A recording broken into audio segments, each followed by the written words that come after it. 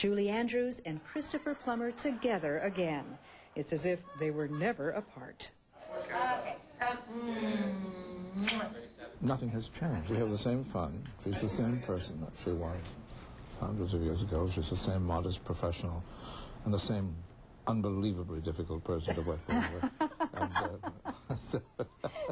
I see you grabbing his hand. We have this, yes. And I give him a lot, too. Shut up.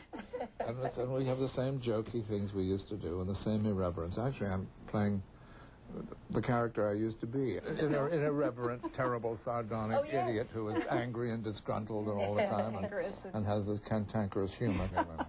We're not middle-aged. You're old and I'm ancient. Oh, pooh. You're in your 70s and I'm in my 60s. It's barely on both counts. Would you like to spend the rest of the afternoon quibbling about this? We can if you like. You may be familiar with the movie version of On Golden Pond, starring Henry Fonda and Katharine Hepburn, a sentimental story of a couple in the twilight of their lives. But what you'll see on TV differs from the film in that it's a live production based on the original play. It's so different. It's tough. It's unsentimental. It's got edge. It's got mighty edge to it. Is it courageous or is it daredevil to take this on? Both. Both courageous and daredevil. And foolish, right? What kind of challenge do you face as an actor going on as if it were a stage production, yet there is no audience? Does that bring something out of your We performance? also have something like 8 or 9 cameras dancing around us at all times. Well, that's our audience. Waltzing around, yes. 36 years ago, it was Plummer and Andrews who did the waltzing in The Sound of Music. The Academy Award-winning musical became one of the most beloved films of all time. I don't wish you to discuss my children in this manner. Well, you've got to hear from someone. You're never home long enough to know them. I don't want to hear any more from you about my children. I know you don't, but you've got to.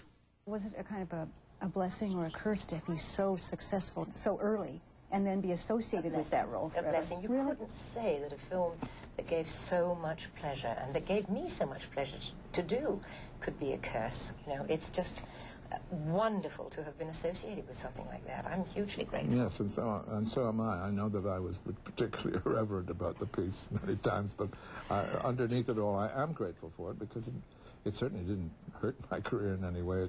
It helped it, particularly at my long association in the theater. It sold so many more tickets than I would have hoped for had I not done it. The hills fill my heart with the sound of music. Julie Andrews literally sang her way into the world's heart. But in 1997, a throat operation to remove a small, non-cancerous growth robbed Andrews of her singing voice. The voice that years before saved her from a shy, gawky childhood.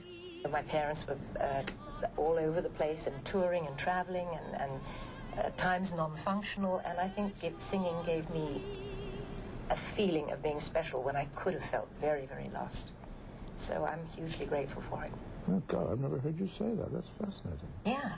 Why do we have to go on some public show to hear these intimate things? You're getting to know her. Well, stick around. If you just would come around more often, you know, I could tell you all these things. For The Early Show, Hattie Kaufman, CBS News, Los Angeles.